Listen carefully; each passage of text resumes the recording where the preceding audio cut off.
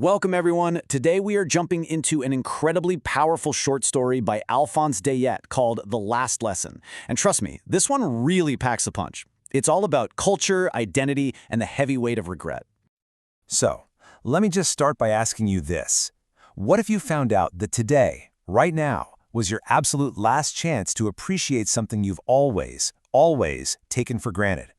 Could be a skill, a language, even a person.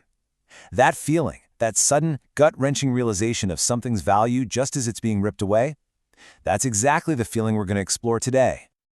All right, let's set the scene. Our story kicks off with a young boy, our narrator. His name is Franz, and he is in a bit of a panic. He's running late for school, and on top of that, he's supposed to be tested on participles, which, of course, he hasn't bothered to learn.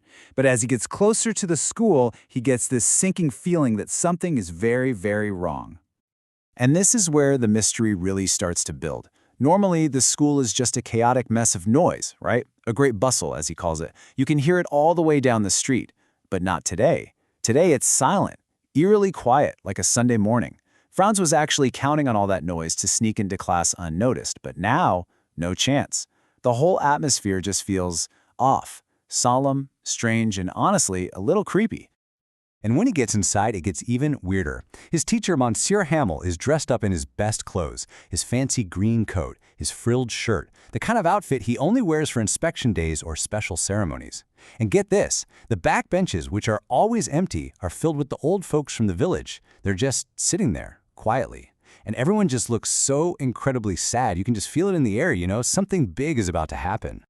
And then, the shoe drops. Monsieur Hamel finally reveals why everything is so strange, and he delivers a piece of news that's about to change everything for Franz and for everyone else in that classroom. He stands up in front of everyone and just says it.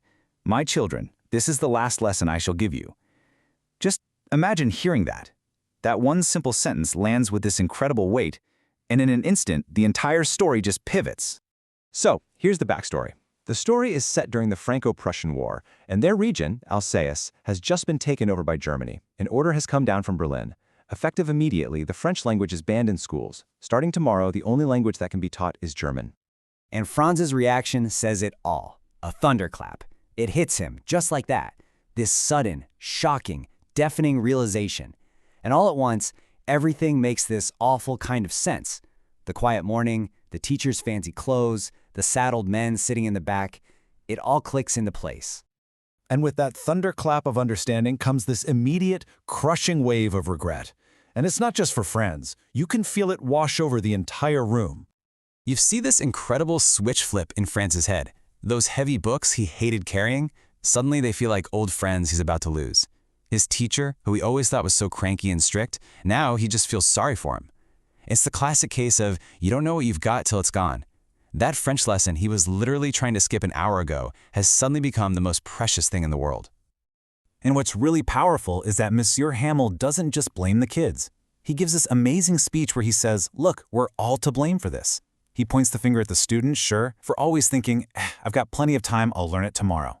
But he also calls out the parents, who'd rather have their kids working on a farm for a little extra cash than getting an education. And then he even blames himself, the teacher, for sending the kids to water his flowers or calling off class to go fishing. Everyone is responsible.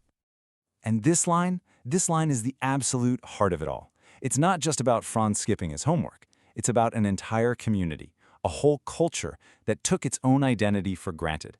They just assumed there would always be a tomorrow to learn, to appreciate, to be French. And now, tomorrow is too late. But this lesson goes so much deeper than just regret. Monsieur Hamel goes on to explain that what they're losing, it's not just about grammar and spelling, it is so much more than that. This right here is probably the most famous, most important line in the whole story. He says that for a people who have been conquered, their language is their lifeline. It's a form of resistance. As long as they hold on to their mother tongue, it's like they're holding the key that can one day unlock the door to their own prison. So, what is he really getting at here? He's talking about cultural identity. See, language isn't just a bunch of words we use to talk to each other. It's the container for everything that makes a people who they are. Their shared history, their traditions, their stories, their whole way of looking at the world. It's the code that makes us, well, us. So let's break that down. How does a language actually become a tool of resistance? Well, first, it preserves a people's heritage. It's the vehicle for all their stories and values. Second, it unifies them. It creates this powerful shared bond that an invading army can't just tear apart. And finally, it keeps the spirit of freedom alive. It's a quiet little flame of independence that can't be put out, even when you're living under occupation. So as the lesson draws to its inevitable, heartbreaking end, we get to witness Monsieur Hamel's final moments as a teacher of the French language. I want you to just think about this number for a second. 40. 40 years. Monsieur Hamel has spent 40 years of his life teaching in this very school, in this one room. For him, this isn't just about losing a job. This is about his entire life's work being erased overnight. These final moments are just electric, with this quiet, sad intensity. Everyone is completely focused. The only sound in the room is the scratching of pens on paper. Then you hear the youngest kids chanting their letters, and their voices mix with the sound of one of the old men in the back openly sobbing. And then the church clock strikes 12, and at that exact same moment, you hear the trumpets of the Prussian soldiers marching outside. Time's up. It's over. Monsieur Hamel stands up. He looks pale, and Franz says he's never seen him look so tall. He opens his mouth to speak, but he's choked with emotion. The words won't come out. So he turns to the blackboard, grabs a piece of chalk, and with every last bit of strength he has, he writes 2 words, Vive La France, long live France. It's his final, silent, defiant act of love for his country. He can't even speak the words. He just leans his head against the wall, and without looking at them, he makes a gesture with his hand. School is dismissed. The last lesson has ended. And that really brings us right back to that first question, doesn't it? This story is such a powerful reminder that tomorrow isn't a promise. So what's the French lesson in your own life? What's that important skill, that passion, that relationship that you keep putting off thinking, oh, I'll get to it someday? This story is a beautiful, tragic plea for us to realize that sometimes